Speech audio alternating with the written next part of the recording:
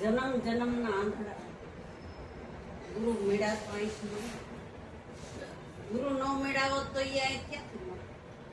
આ એક તો બધાને જન્મતા વેદ બધાને આંખી છે, કોક જ અંધ હશે આ આંખે, પણ ઓલા આંખે કેટલા અંધ છે? એટલે કે છે જન્મ જન્મની હતી હું આંધળી, મારા ગુરુએ આપ્યા નાનના આંજન આનતા મટી ગઈ સર્વે જાય. કે ગુરુ મેળા હોય ને ગુરુની વાત સમજાણી હોય તો જાય મટે, નકર તો હજી એમને જાય. આપને આ આંખમાં જાય ખાવી ગઈ હોય તો ડોક્ટર પાસે બતાવી તો ઈ ડોક્ટર જેવી હોય એવું કે કે મોતિયો શેક સારી જામી ગઈ જેવી, તો આપણે આ આંખનો મોતિયો ઉતારી સારી કઢવી બધુંય કરી. એ વાઈડનો ડોક્ટર છે ને, આંખનો ડોક્ટર છે, એ આંખનો ડોક્ટર છે, એને બતાવ્યું તો એને આમ કીધું તો આ આંખનું બધું ચોખ્ખું આપણે દેખાતું. પણ આપણે તો અંતરની આંખમાં મોતિયા આવી ગયા છે કે આ આંખના મોતિયા કઢાવવા કોઈ બહારનો ડોક્ટર હાલશે નહીં. હાલે કે બહારનો ડોક્ટર આ ઈ આંખના મોતિયા કઢાવવા નહીં હાલે. ઈ આંખના મોતિયા કઢાવવા માટે બ્રહ્મનિષ્ઠ સદગુરુ કે જો ઈ સદગુરુ મળી જાય અને તમને અંતર દ્રષ્ટિ થઈ જાય ને અંતરની આંખ ખુલી જાય તો આ અંતર્યામી ક્યાં છે? અંતરનો રામ જુઓ રમે અંતરમાં, અંતરનો રામ જુઓ રમે અંતરમાં, રમે અંતરમાં, રમે અંતરમાં, ભટકતા મનને વારો મારા વાલા કબાટૈયાના ખોલજો રે વાલા.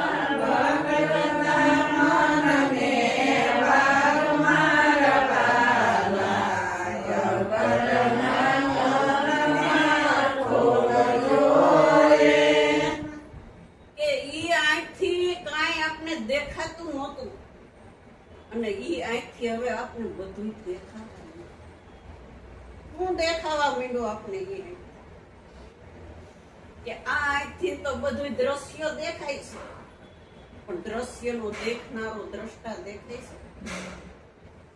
આ દ્રષ્ટિથી બધું નાના મોટો હારા ખોટું ઊંચા નીચું કાળા ધોળું બધું દ્રશ્ય દેખાય છે, પણ દ્રશ્યનો દેખનારો કે દેખવામાં આવે છે નથી દેખાતો ને, એટલે કોઈની દ્રષ્ટિ ન્યા મૂળમાં જાતી નથી.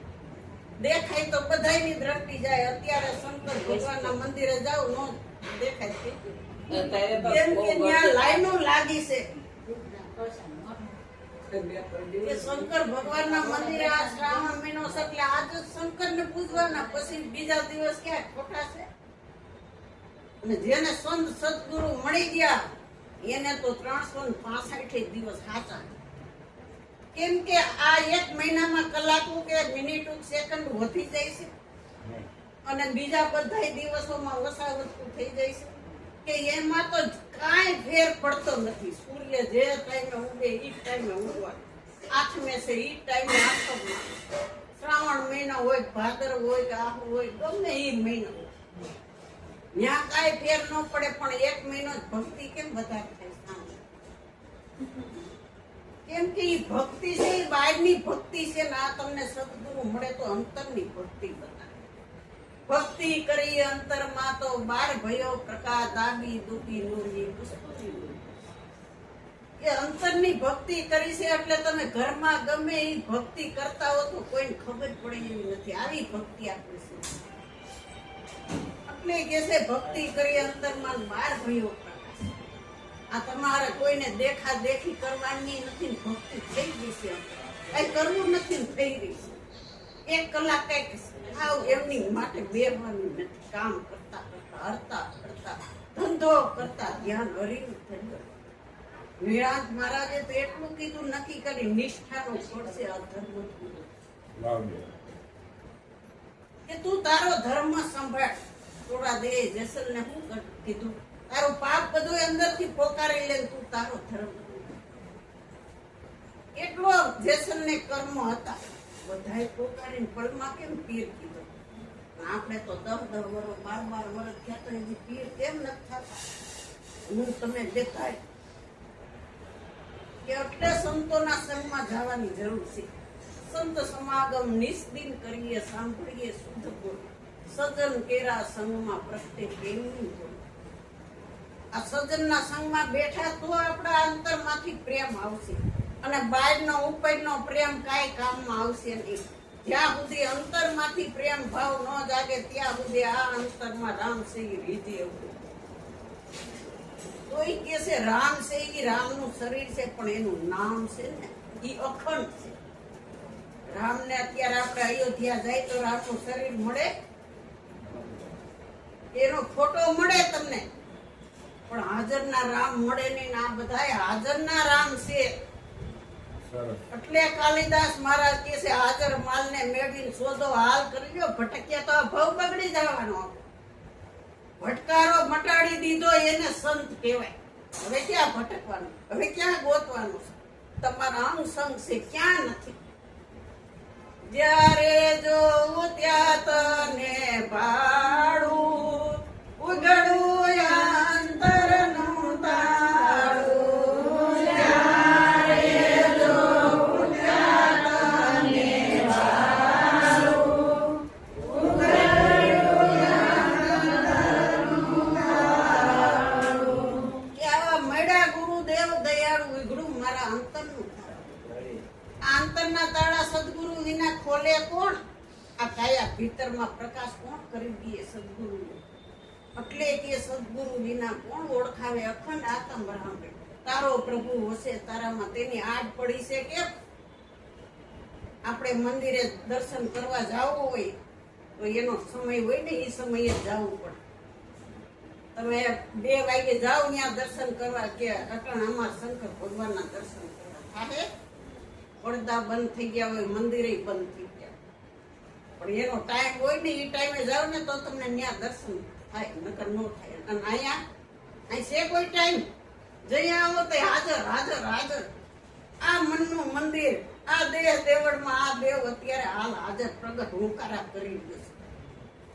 ઓલા શંકર ભગવાનને કહીજો એક ગ્લાસ ભરી આવી દે મારા હાથે જાહે, અને આ તરત ઉભા થઈને જાય.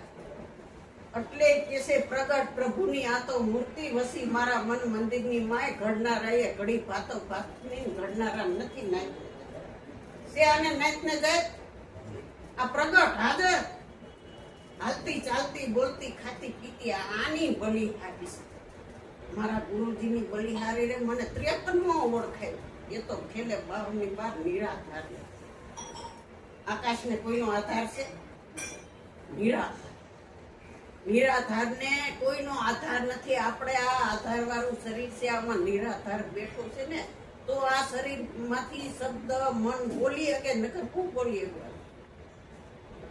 આ બોલે છે ને બોલાવે ને બધાય ઘટોઘટમાં અત્યારે બોલી રહ્યો છે. આ કોણ છે? કે બોલનારો પાછો બોલવામાં આવતો નથી. હવે બોલવામાં એના થકીથી બોલાય છે. બોલાય, સંભળાય, સ્પર્શ થાય છે, આવે છે, જાય છે, કે દેખાય છે. શબ્દ કેટલા આપણે બધાયથી બોલ્યા. શબ્દને આંખ છે, શબ્દને પાંખ છે, છતાં શબ્દ આવે છે, જાય છે, આવે છે, જાય છે. આ શબ્દ કેવો કોને? કે સદગુરુ છે એ શબ્દ બ્રહ્મ છે. શબ્દ બ્રહ્મ જરાય છેટો નથી. આ બ્રહ્મમાંથી શબ્દ એક એક શબ્દ નીકળે છે. બ્રહ્મ અંદર ન હોય ક્યાંથી શબ્દ? બ્રહ્મ અખંડ છે, ભરપૂર. હવે બીજું નથી દિસતું. જ્યાં જોઉં ત્યાં બ્રહ્મ બ્રહ્મ ને બ્રહ્મ. આ ક્યારે બ્રહ્મ દેખાણું? કે બ્રહ્મ ગયા ને બધાય તૈયાર. આપણે બ્રહ્મ કેટલા? આ નહીં કરું તો આ થાય. આ તો કરવું જ પડે ને. શ્રાવણ મહિનાના 4 સોમવાર તો રહેવા પડે, રહેવા પડે ને રહેવા. નકર શું થાય?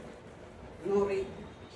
આવી ભ્રમણા હતી આપને. આ બધાયમાંથી વાળી છોડી ભ્રમણા કાઢી નાખીને આપણે સદગુરુએ ચોખ્ખા કરી દીધા. જ્યાં સુધી ડાંગર છે ત્યાં સુધી એની માથે ખોતરા છે, પણ એ ખોતરાને ચોખ્ખો નીકળી જાય એમાંથી તો એ પાછો તમારે વાવવો હોય તો ઉગતો નથી. ચોખ્ખા થયા. ડાંગર હતી ત્યાં સુધી બધું ઉગવાનું, લડવાનું, જન્મવાનું, મરવાનું આ બધું હતું. તમે આ બધાયમાંથી તો પાછા વાળી દીધા. અજન્મ્યા છો. તમારો જન્મ જ થયો નથી, પણ મરવાનું કોણ છે? જે જન્મે ઈ મરે, ઉગે ઈ હાથમે, ખીલે ઈ કરપાય, પણ તમે તો અદરણીયા છો. ગુરુ મળ્યા પછી હો, ગુરુ મળ્યા પછી ઈ જિંદગી જીવો છો ને, ઈ સાચી જિંદગી છે. બાકી ઓલા વરસ તો બધાય ગયા આમાં માયામાં, પ્રકૃતિમાં, સંસારમાં, મારામાં ને તારામાં, આ બધું જીવન આખું વેડ થઈ ગયું. પણ ગુરુ મળ્યાની નવો જન્મ થયો ને, તો એ સાચું જીવન જીવન. એક દાદા ચોપાટીમાં આયલા જતા હતા, છોકરાઓ દડે રમતા હતા. છોકરાઓને કે ખમજો, દડો મને વાગશે તો મારે કઈ તમારે જેવડા ઉંમર નથી, હું સૌ મોટો. એ કે દાદા મોટા છો તમે તો, એટલે તો કહીશી કે તમે વયા જાવ આઘા, વયા જાવ આઘા.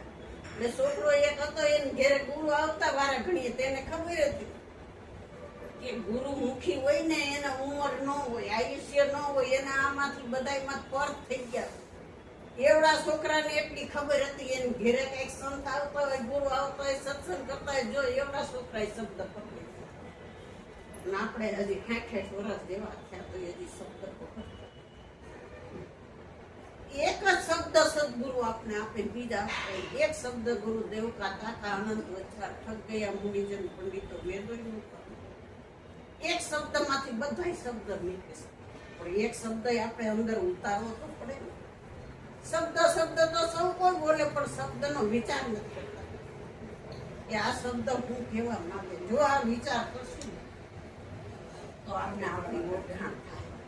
આત્મ તત્વ તું વિચાર, એ વિના નહીં આવે તારો પાર. તું તારો વિચાર કર, બીજાના વિચાર તો અત્યાર સુધી બહુ કે, પણ જ્યારે આપણે આપણા પોતાનો વિચાર કરશું કે હું કોણ છું, હું આ દેહ પેલા ક્યાં હતો, ના દેહ પડશે તે ક્યાં જવાનો, નટાણે હું ક્યાં છું. કે આ દેહ નહોતો ત્યારે તું હતો, દેહ પડી જાય તોય તું રહેવાનો છો, નટાણે હાજરા હાજર છો.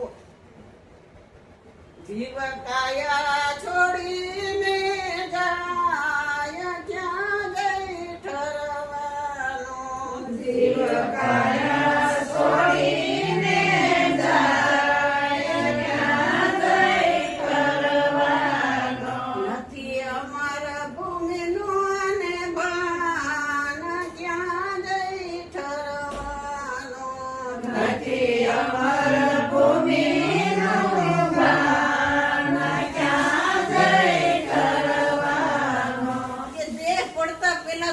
જાણી લે, દેહાતી પદને પામી લે તો આ જીવન મુક્તિના મળશે. દેહ પડતા પહેલા તું તને ઓળખી લે તો મરજીવો કહેવાય. નકર આ શરીર તો બધાયના જવાના રાજાના હોય, રંકના હોય, સંતના હોય, કીડીના હોય, પતિના હોય, ગમે એના શરીર હોય, કરોડપતિના, રોડપતિના, બધાયની રાખ. તો રાખમાં તમારું નામ છે, આ ફલાણા બેનની રાખ છે, આ ભાઈની રાખ છે. નામ કે રાખમાં નામ નિશાને કાંઈ નથી. તો આ શરીર આપણું નથી, તો આપણે આપણું માનીને આપણો દાવો કરીશું તો કાયમ રહેવું જોઈએ ને. શરીર આપણું હોય તો આપણું કેમ રહેતું નથી? આ શરીર હોય તો આપણું, પણ આપણું નથી, ભાડાનું. એટલે મેં એક અનુભવનું ભજન બનાવ્યું છે ને, એ ગાઈ લો માની મીરામાં. મારા વાલા